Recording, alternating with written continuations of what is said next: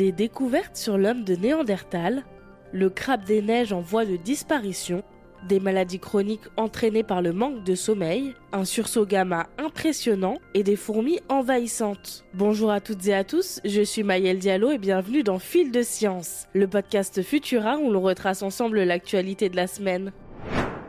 L'histoire d'une petite communauté d'hommes de Néandertal a pu être retracée grâce à l'analyse de leur génome. C'est en Sibérie que ça se passe. Des restes et outils de cette communauté ont été retrouvés dans 2 grottes qu'ils auraient occupées il y a environ 54 000 ans.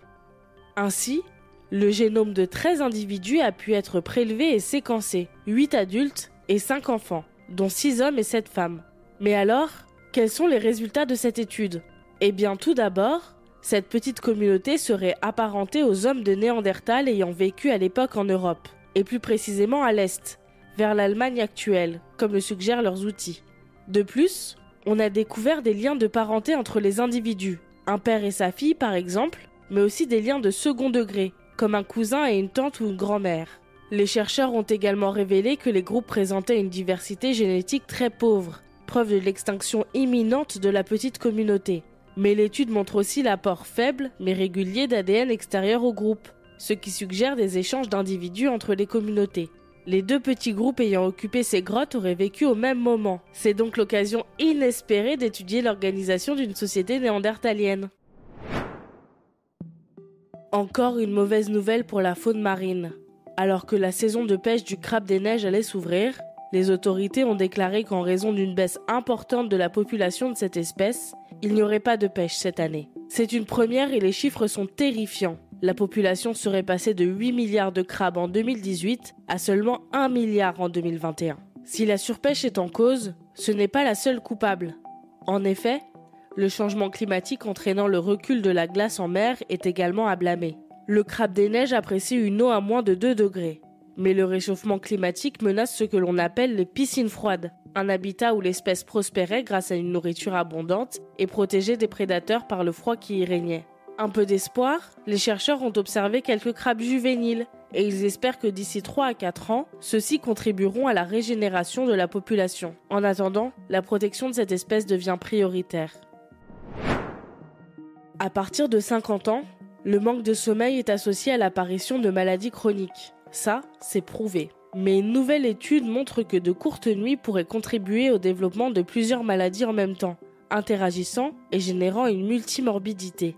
Des chercheurs français et anglais se sont intéressés au sommeil de 7000 personnes de 50 à 70 ans et ont trouvé une association robuste entre des nuits inférieures ou égales à 5 heures et un risque plus élevé de multimorbidité, de l'ordre de 30 à 40%. Les auteurs ont également observé qu'une courte durée de sommeil à l'âge de 50 ans était associée à un risque accru de 20% de développer une première maladie chronique et à un risque accru similaire de multimorbidité parmi les personnes qui avaient déjà développé une première maladie chronique.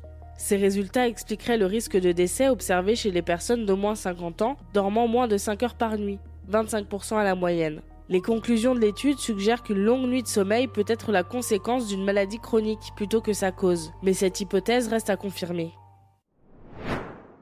Le télescope spatial Neil Gehrels Swift Observatory, lancé en 2004 par la NASA, a détecté un sursaut gamma long aux énergies records de 18 téraélectronvolts. Un sursaut gamma long, ça signifie que le phénomène qu'il a produit est ce que l'on appelle une hypernova, ou encore supernova superlumineuse. On estime qu'une hypernova se produit dans la Voie lactée une fois tous les 200 millions d'années, mais il existe encore des incertitudes quant à la provenance de ces hypernovae. Collision entre 2 étoiles massives, explosion d'une étoile en rotation rapide, ou encore, et c'est l'hypothèse la plus favorisée, effondrement d'une étoile très massive qui forme un trou noir en son cœur, accrétant de la matière et émettant 2 jets puissants, déchirant la surface de l'étoile et avec une forte émission de rayons gamma. Ce sursaut gamma était bien plus proche de nous que la moyenne de ceux connus, mais encore trop loin pour menacer la Terre. Certains spéculent d'ailleurs que l'occurrence d'un sursaut suffisamment proche pourrait expliquer certaines crises biologiques qui ont marqué l'histoire de la biosphère. Découvrez les images impressionnantes de ce sursaut gamma capturé par le télescope spatial sur Futura.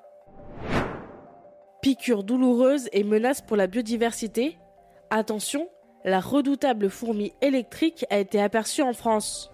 Originaire d'Amérique du Sud, Cette fourmi, dont la piqûre provoque des douleurs pouvant durer jusqu'à 2 ou 3 heures et même entraîner des complications si l'on est allergique, a été identifiée près de Toulon, dans le sud de la France. C'est inquiétant, car cette fourmi est l'une des plus envahissantes du monde. En Nouvelle-Calédonie, par exemple, les forêts qu'elle occupe sont désormais silencieuses, comme vidées de leurs insectes.